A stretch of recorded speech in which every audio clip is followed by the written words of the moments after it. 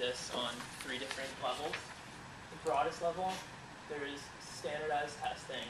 A little bit narrower than that is the Regents exam in New York. And most narrowly is the consortium. And over the past few weeks, I've made progress researching each of the 3 different levels. On the broadest level, my project is about how standardized testing is supposed to be used and how is it best used to evaluate students and teachers. And standardized testing as a practice has really grown over the past 30 years and is a major component of educational reform. Many more states are using standardized testing now than ever before. I think 30 more states have required standardized tests to graduate since 1980.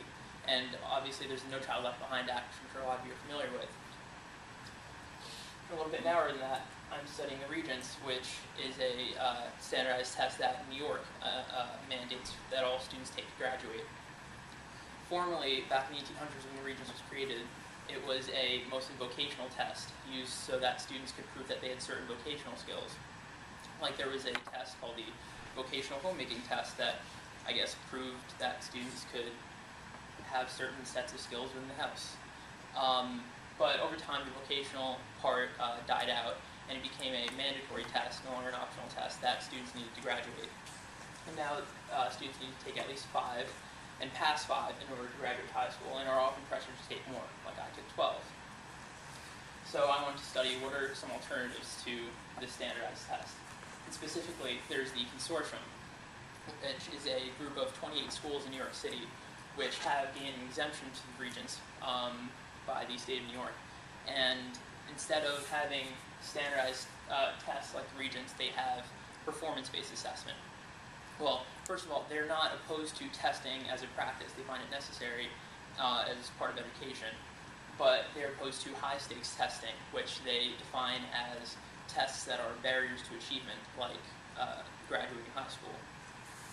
Now, their performance-based assessment system is based on creative projects, research projects, and other things like that, which don't stop the creativity of the student or the creativity of the teachers. The teachers don't have to teach the Regents tests, which are a major component of their evaluations usually, and students have a broader range of topics which they can explore through their own research projects. And data on the consortium is, there's a lot of data on the consortium, and most of it is positive. I haven't really found negative data yet, which may seem like my project may not be thorough, but it's just hard to come by. Their demographics are nearly identical to that of New York City's public schools, racially, socioeconomically. They have the same percentage of English language learners, which are students who speak English as a second language.